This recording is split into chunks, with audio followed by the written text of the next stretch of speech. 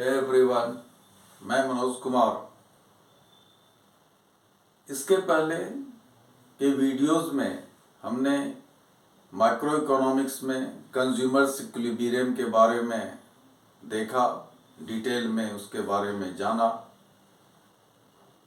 A series of videos है 5 इन numbers, कुल 5 video हैं जिसमें कि आपको कंज्यूमर्स इक्विलिब्रियम के बारे में पता लगेगा डिटेल में। अब आज के वीडियो में माइक्रो इकोनॉमिक्स में हम लोग लॉ ऑफ डिमांड पर बात करेंगे। कंज्यूमर्स डिमांड करते हैं, प्रोड्यूसर्स सप्लाई करते हैं। जब हम प्रोड्यूसर्स इक्विलिब्रियम पढ़ेंगे उसके बाद हम लॉ ऑफ सप्लाई पढ़ेंगे। अभी हमने कंज्यूमर्स इक्विलिब्रियम को कवर किया है तो हम लॉ ऑफ डिमांड पढ़ेंगे। अब डिमांड किसे कहते हैं, किसको डिमांड बोलेंगे? तो डिमांड उसको बोलेंगे किसी एक कमोडिटी का। ये माइक्रो इकोनॉमिक्स है, इसलिए हम लोग एक सिंगल कमोडिटी का बात कर रहे हैं, चाहे वो आलू हो, प्याज हो, टमाटर हो, कार हो, बाइक हो, मोबाइल फोन हो, कुछ भी हो। We are talking about one commodity. अब डिमांड क्या है? एक खास समय में और एक पर्टिकुलर प्राइस पर, particular point of time and particular price. एक खास समय में खास प्राइस पर किसी कमोडिटी का कंज्यूमर कितना यूनिट खरीदने के लिए तैयार है, उसको हम डिमांड बोलते हैं। और ये इंडिविजुअल डिमांड हुआ। मान लीजिए मार्केट में 1000 कंज्यूमर्स हैं। अब 1000 कंज्यूमर्स का मोबाइल का क्या डिमांड है, वो उनका इंडिविजुअल डिमांड हुआ, अलग अलग। और सबको अगर हम जोड़ देंगे, जितने सारे कंज्यूमर्स हैं उनका जो डिमांड होगा उसको अगर हम जोड़ देंगे तो वो मार्केट डिमांड होगा। तो we are talking about market demand of a particular commodity at a given point of time at a given price. ठीक है, तो डिमांड इसको बोलते हैं। अब डिमांड क्या है? Quantity of a commodity a consumers are ready to buy at a given price and given point of time at a given price and at a given point of time। ये दो चीज important है। Time पे भी depend करता है। जैसे अभी विंटर का सीजन है, विंटर सीजन में अगर वुलन क्लॉथ्स महंगा भी देगा तो हमें उसे खरीदना ही खरीदना है। तो अब हम समझ गए कि डिमांड किसको बोलते हैं। अब हम ये जानेंगे कि ये डिमांड किसी कमोडिटी का किन चीज़ों पर निर्भर करता है। डिटर्मिनेंट्स ऑफ डिमांड, कौन से ऐसे फैक्टर्स हैं जो कि डिमांड को इन्फ्लुएंस करते हैं, प्रभावित करते हैं। राइट। तो पहला इसमें जो है वो है price of the commodity. Price of the commodity, जिस किसी भी कमोडिटी का हम बात कर रहे हैं, माइक्रो इकोनॉमिक्स है, इंडिविजुअल कमोडिटी का हम बात कर रहे हैं, एग्रीगेट डिमांड का हम बात नहीं कर रहे हैं। Price of the commodity. दूसरा हो गया price of related goods. Price of related goods. तीसरा हो गया income of the consumer, income of the consumer. चौथा हो गया test, preference and fashion.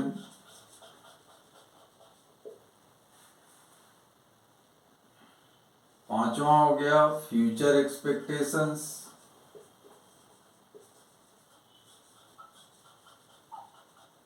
and there are many other factors as well.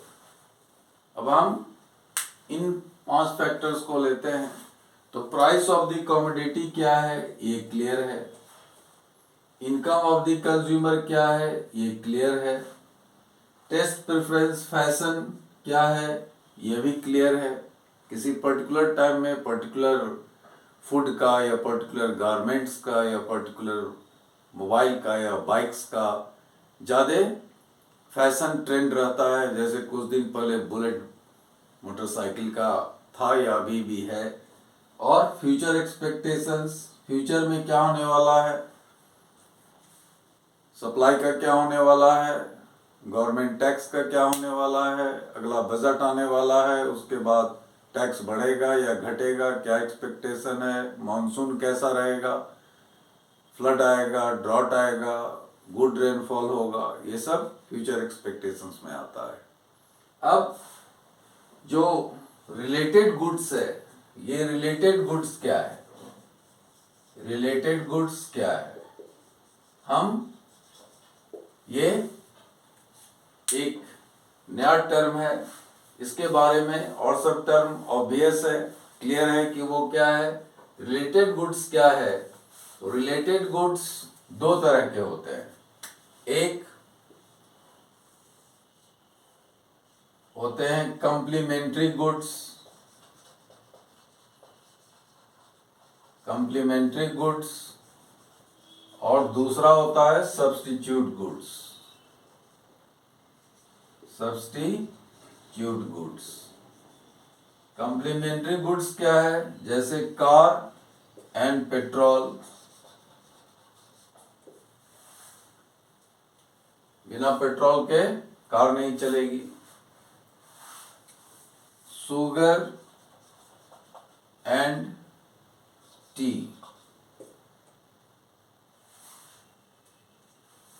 And milk, ये हमारा कॉम्प्लीमेंट्री गुड्स है। Bread and butter, bread and butter, इसका है कि एक के बिना दूसरे का कोई एग्जिस्टेंस नहीं है। कार है तो पेट्रोल होना चाहिए, अगर चाय बनाने की बात कर रहे हैं तो चीनी होना चाहिए, दूध होना चाहिए, चाय पत्ती होना चाहिए, नहीं तो चाय नहीं होगी। और अगर ब्रेड है तो बटर या जैम कुछ चाहिए हमको। तो ये जो कॉम्प्लीमेंट्री गुड्स है, इसका हम एक के बिना दूसरे का इस्तेमाल नहीं कर सकते हैं। सब्स्टिट्यूट गुड्स में क्या है, जैसे टी और कॉफी, पेट्रोल और डीजल,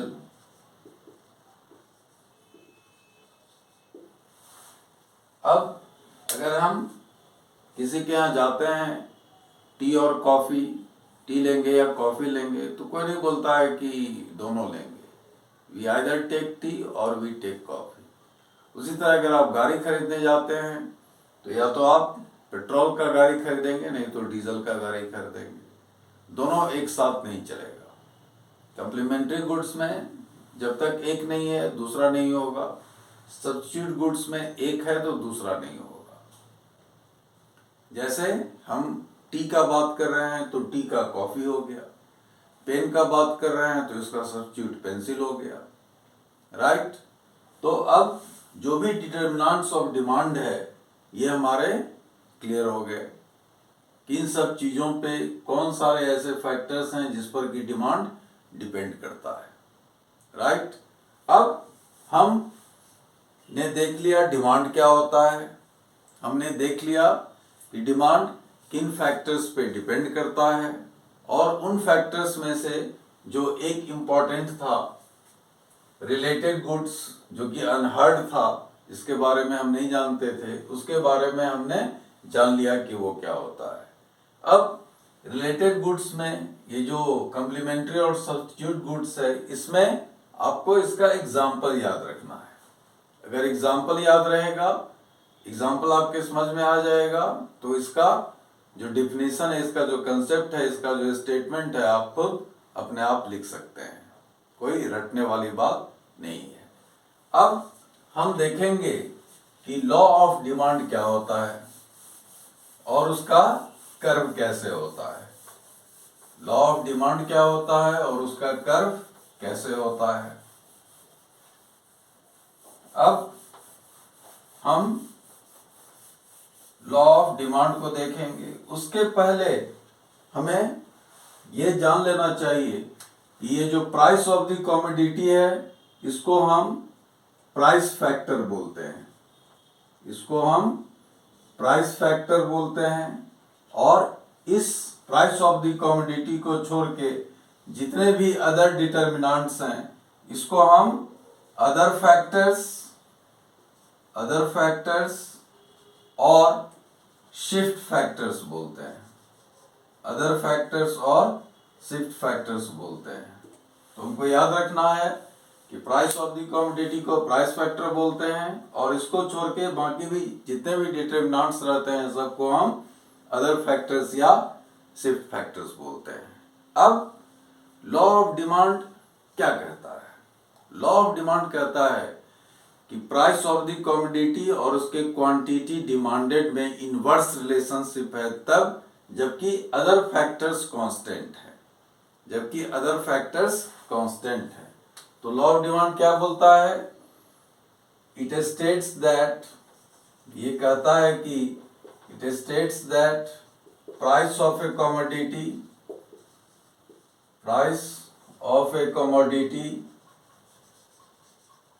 and its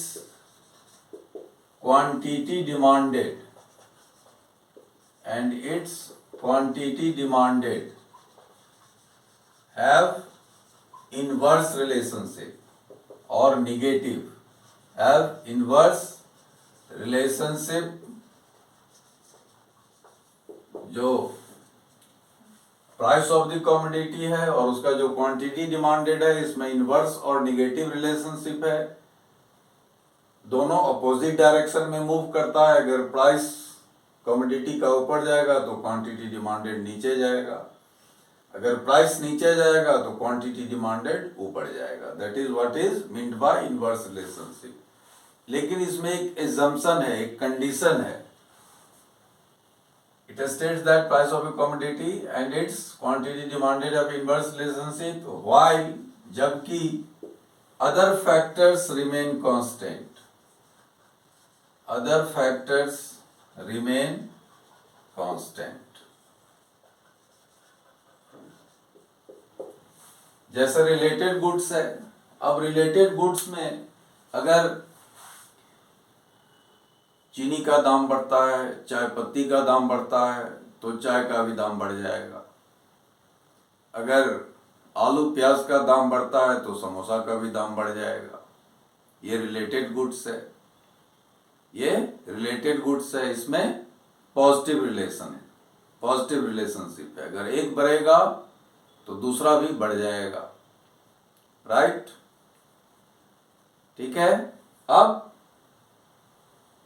जो सब्स्टिट्यूट गुड्स है, अगर टी का प्राइस बढ़ेगा और कॉफी का प्राइस कांस्टेंट है तो टी का डिमांड घट जाएगा, कॉफी का डिमांड बढ़ जाएगा। ये हम लोग आगे देखेंगे अच्छी तरह से। तो इसमें ये कंडीशन क्या है, एजम्पशन क्या है? अगर प्राइस भी बढ़ गया, कंज्यूमर का इनकम भी बढ़ गया तो डिमांड पर कोई असर नहीं पड़ सकता है। अगर टेस्ट प्रेफरेंस फैशन बदल गया तब भी डिमांड पे कोई असर नहीं पड़ेगा प्राइस के बढ़ने घटने से। जैसे कि फीचर फोन और स्मार्टफोन है, फीचर फोन का ट्रेंड खत्म हो गया है, लोग स्मार्टफोन खरीदते हैं। तो अगर फीचर फोन का दाम कम भी कर दिया जाए तो लोग फीचर फोन नहीं खरीदेंगे। कभी कुछ दिन पहले तक लो वेस्ट ट्राउजर्स का फैशन था, अगर हाई वेस्ट ट्राउजर्स कोई कम दाम पे बेचेगा फिर भी उसका डिमांड नहीं बढ़ेगा। अभी हाई वेस्ट ट्राउजर्स का फैशन है तो लो वेस्ट ट्राउजर्स को अगर कम पे बेचेंगे फिर भी कोई नहीं खरीदेगा।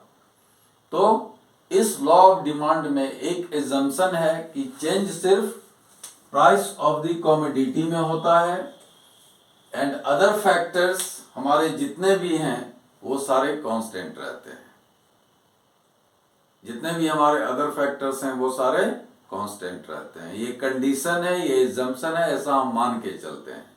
क्योंकि अगर प्राइस ऑफ द कमोडिटी बढ़ेगा और इनकम ऑफ द कंज्यूमर भी बढ़ जाएगा, तब प्राइस के बढ़ने से या घटने से क्वांटिटी डिमांडेड में क्या चेंज हुआ है ये पता नहीं लगेगा। अब इस डिमांड कर्व का जो स्लोप होगा वो कैसा होगा? इस डिमांड कर्व का जो स्लोप होगा वो कैसा होगा? एक्स एक्सिस पे हम क्वांटिटी डिमांडेड दिखा रहे हैं और वाई एक्सिस पे हम प्राइस को दिखा रहे हैं, कमोडिटी एक्स है। अब दोनों में इनवर्स रिलेशनशिप है, प्राइस ऑफ द कमोडिटी और क्वांटिटी डिमांडेड में इनवर्स रिलेशनशिप है। तो हम जानते हैं कि अगर इनवर्स रिलेशनशिप है तो इसका स्लोप डाउनवर्ड होगा फ्रॉम लेफ्ट टू राइट। अब ये हो गया डिमांड कर्व,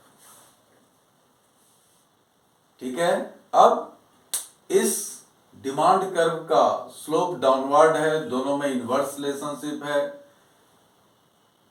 कोई इकोनॉमिक्स का स्टूडेंट होना जरूरी नहीं है यह जानने के लिए। जो इकोनॉमिक्स कभी नहीं पढ़ा है, जिसने नाम तक नहीं सुना है, वो भी इस चीज को जानता है। As a student of economics हमको इसमें कारण ढूंढना होगा कि क्यों इसमें इनवर्स रिलेशनशिप है, इसमें क्यों इनवर्स रिलेशनशिप है। तो हम लोग जानने का प्रयास करेंगे कि क्या ऐसा कारण है कि प्राइस ऑफ द कमोडिटी और उसके क्वांटिटी डिमांडेड में इनवर्स रिलेशनशिप है, दोनों अपोजिट डायरेक्शन में मूव करते हैं, क्यों ऐसा होता है। तो इसके तीन मेन कारण हैं, इसके तीन मेन कारण हैं। एक कारण है मार्जिनल यूटिलिटी ऑफ मनी, जो कि MUX और PX का रेशियो होता है, मार्जिनल यूटिलिटी और प्राइस का रेशियो होता है। अब MUM क्या है? हमने पहले देखा था कंज्यूमर्स इक्विलिब्रियम में, this is marginal utility derived bye ₹1।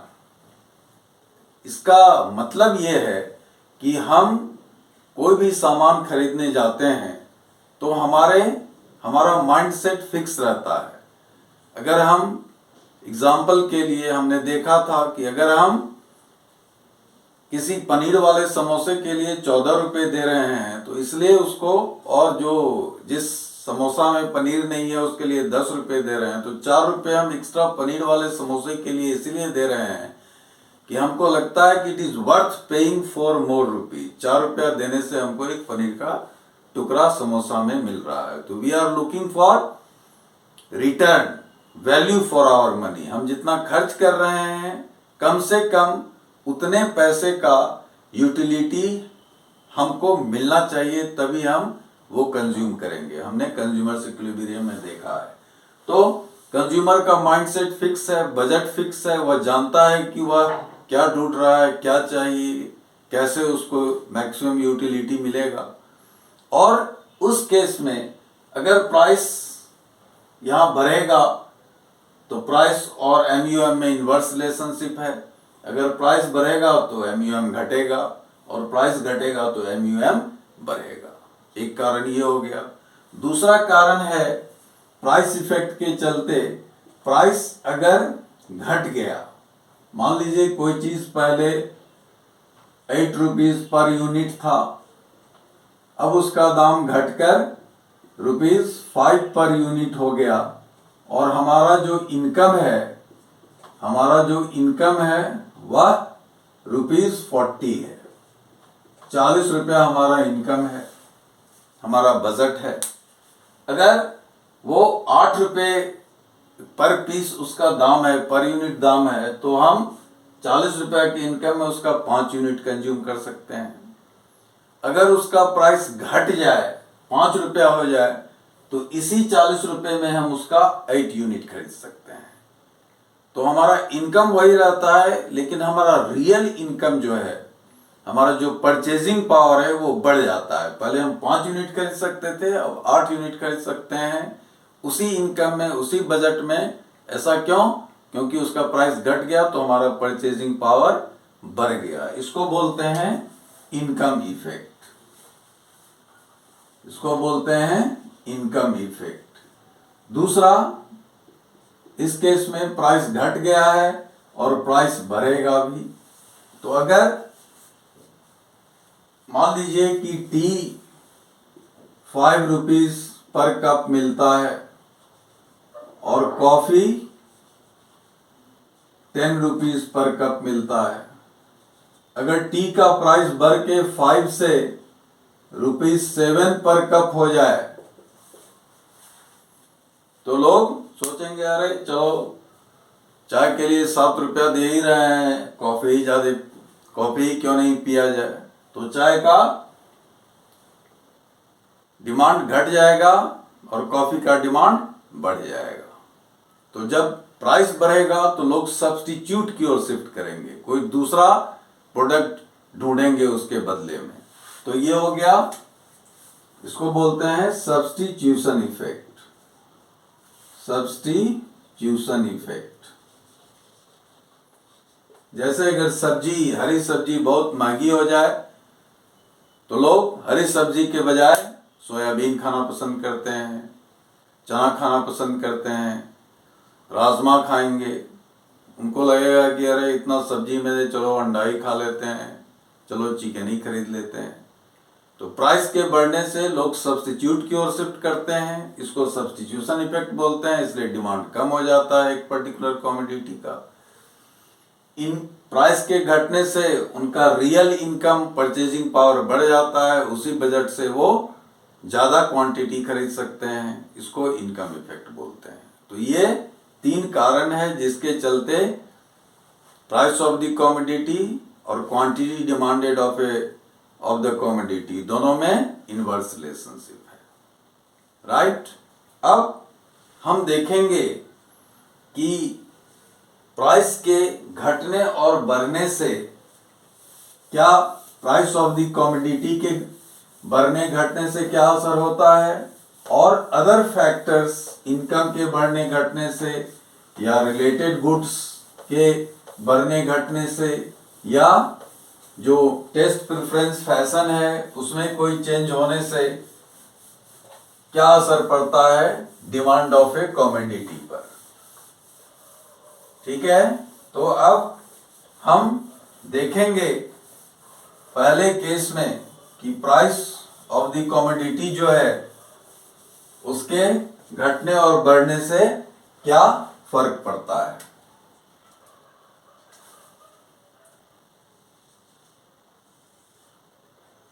X axis पे क्वांटिटी दिखा रहे हैं, वाई एक्सिस पे प्राइस दिखा रहे हैं। ये हमारा डिमांड कर्व है।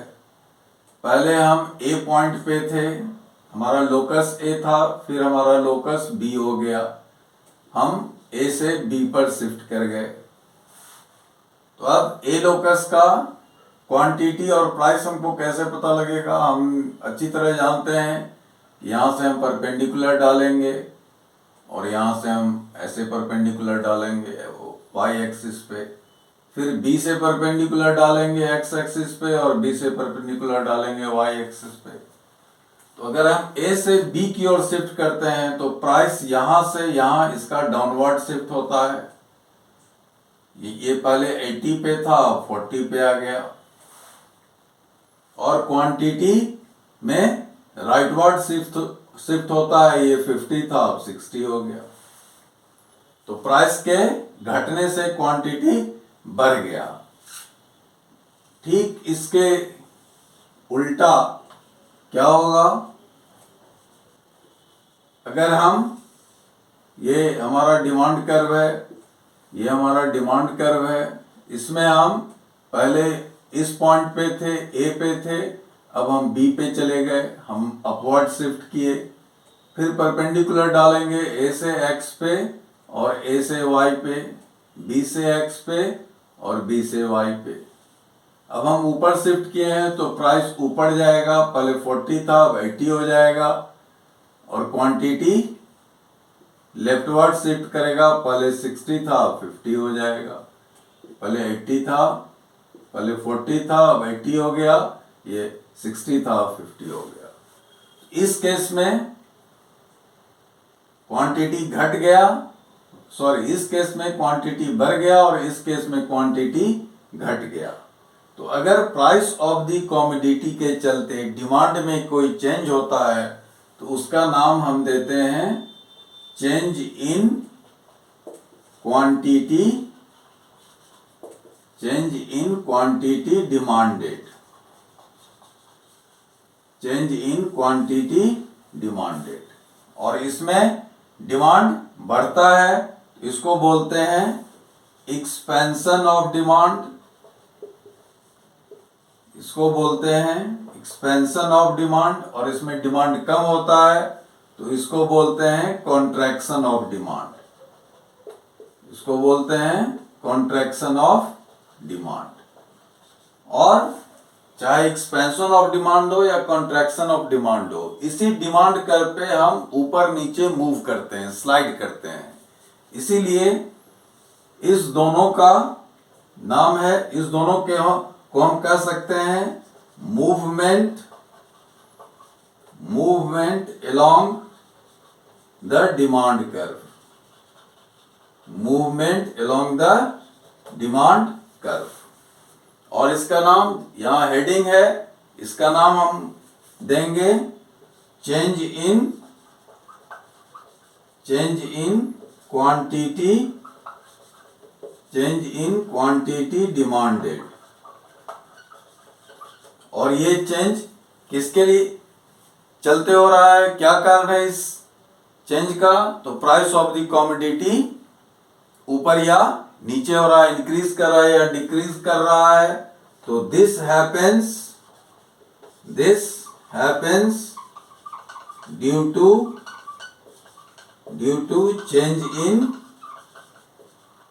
To change in price factor. Price factor हमने देखा था कि प्राइस ऑफ द कमोडिटी को हम प्राइस फैक्टर से डिनोट करते हैं। तो जब प्राइस ऑफ द कमोडिटी में चेंज होगा तब जो डिमांड बढ़ेगा उसको एक्सपेंशन ऑफ डिमांड बोलेंगे।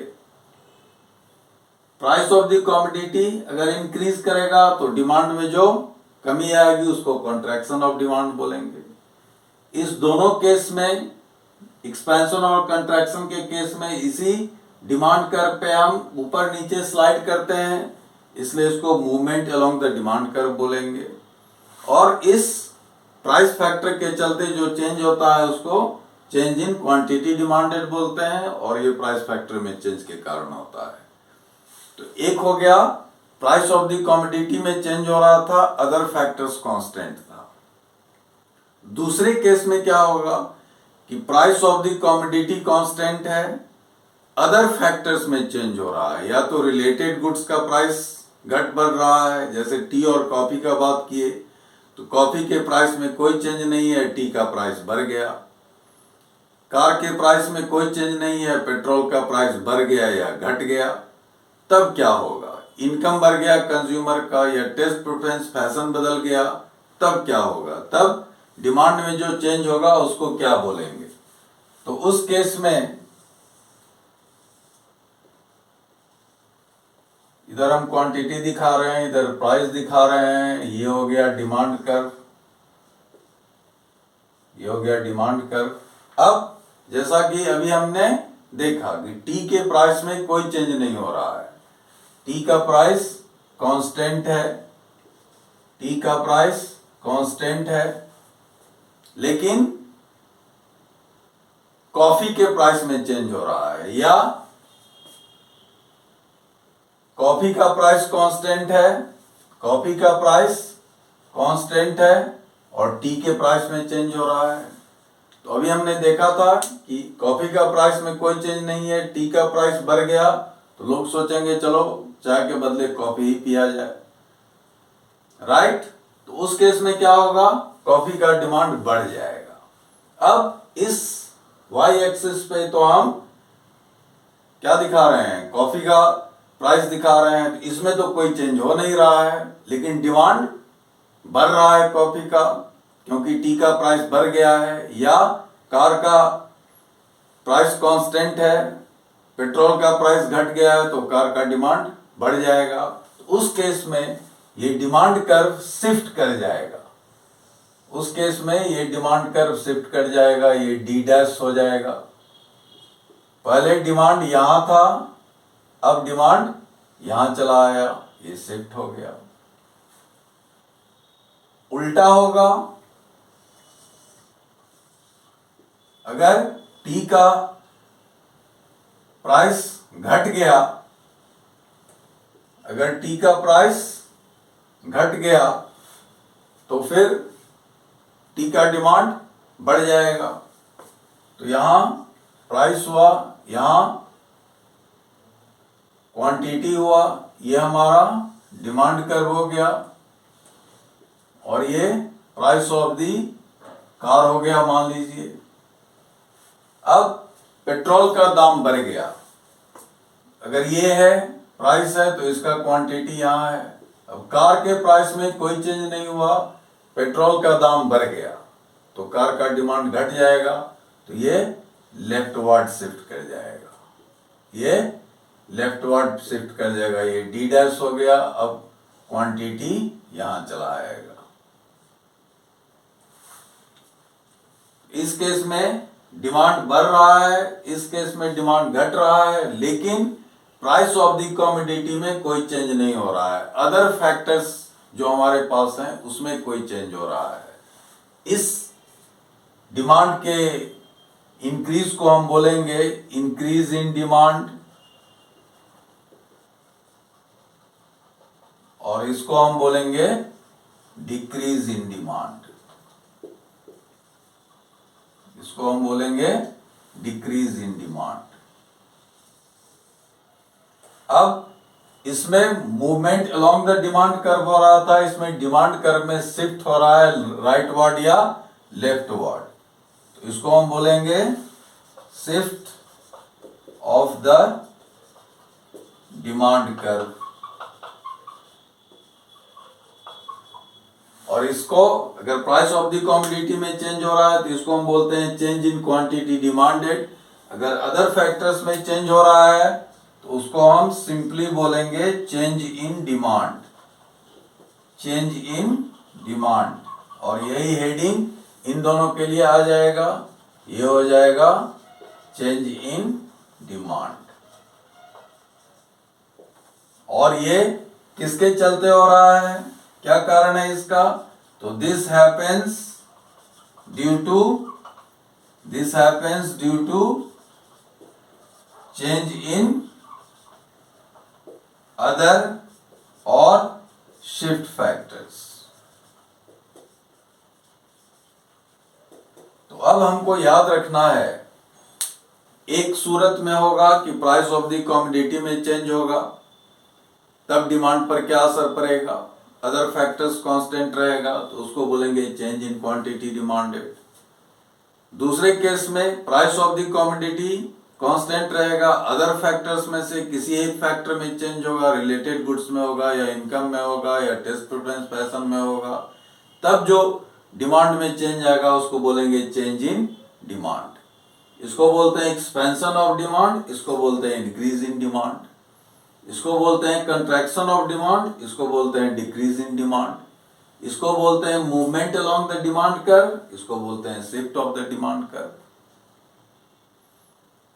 ये कमोडिटी के प्राइस में चेंज के चलते होता है, ये अदर फैक्टर्स में चेंज के चलते होता है। तो अगर आप बुक में देखेंगे तो आपको डिफ्रेंशिएट करने के लिए एक टेबल मिलेगा उसमें कि इंक्रीज इन डिमांड और एक्सपेंशन ऑफ डिमांड में क्या डिफरेंसेस है, डिक्रीज इन डिमांड और कंट्रैक्शन ऑफ डिमांड में क्या डिफरेंसेस है। एक को चेंज इन डिमांड बोलते हैं, एक को चेंज इन क्वांटिटी डिमांडेड बोलते हैं, एक को shift of the demand curve बोलते हैं, दूसरे को movement along the demand curve बोलते हैं। एक अदर फैक्टर्स में चेंज के कारण होता है, एक प्राइस ऑफ द कमोडिटी में चेंज के कारण होता है। तो ये जो डायग्राम है इसको अगर जब आप आजू बाजू ड्रॉ करेंगे तो इसका डिफरेंशिएशन आपको खुद पता लग जाएगा, राइट।